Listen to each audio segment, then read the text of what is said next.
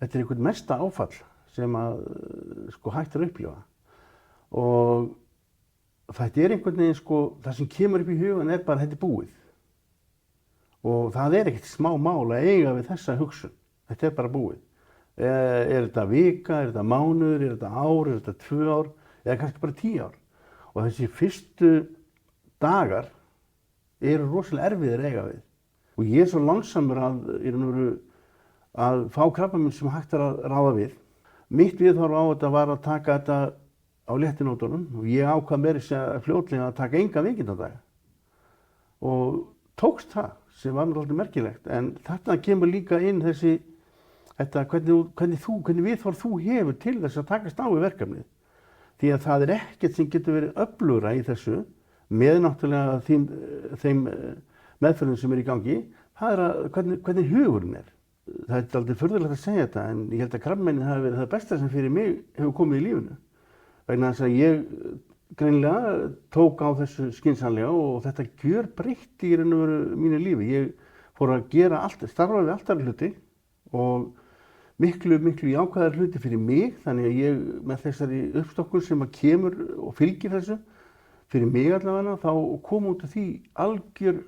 breyting á lífinu og ég hef upplifað þessi ár eftir krabbameinið sem sko margfalt betri í raun og veru að mörgu leyti fyrir mig persónulega heldur en fyrir. Og ég fattaði það bara þegar ég fór í gegnum námskeiðið að ég hefði fengið þennan stuðning þó það var ekki í gegnum stuðningsnetið. Jafningjafræðslan hún skiptir gríðarlegu máli í að auðvelda þetta og gera þetta ferli léttara. Og að ganga einn í gegnum svona er ekki gott vegna þess að þetta er mikið að eiga við og getur sótt mikið á mann að eiga við þetta og það er bara svo mikið virði að hafa einhvern til að tala um þetta við og opna máli gagnvart öðrum því að það er margir sem veit ekki hvernig þeir eiga að snúa sér og flestir eru það líklega. Sko það kom upp svo margar spurningar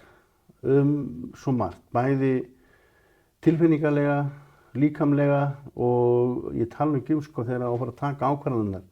Það liggja kannski á borðinu einhverjir möguleikar í því að gera hlutina svona eða hinsegin, taka þessa meðferð eða hina meðferðina og að geta sest niður með einhverjum öðrum eins og ég fékk og rætt þessa hluti við einhvern sem hefur upplifað þetta, það gerir það verkum að maður fær innsýn inn í hlutina. Þetta bæði það að fara á námskeiðið og taka þess ákvörðun að fara í jafningjafræðsluna og síðan að fá aðila til sín í jafningjafræðslu. Þetta er eitthvað þetta er reynsla sem skiptir alveg gríðarlega máli fyrir mann persónulega. Og það má ekki gleyma því að aðstandendur þurfa líka á því að halda að vita hvað er í gangi, fylgjast með og þeir skipta jafnvel ekkert minna máli heldur en sá sem er að greina sjálfur. Þannig að þetta er miklu stærra mál heldur en bara einstaklingurinn. Ég er löngu hættur að hugsa krabbamein og fyrir mér skiptir krabbamein í raun og veru engu máli. Það gerði svo margt gott fyrir mig og miklu meira gott heldur en slæmt. Þannig að nú horfi ég meira á það bara að njóta hvers einasta dags, hvort sem það verða dagar, vikur, árið eða hvað það er, að njóta lífsins. Það er allt of margir,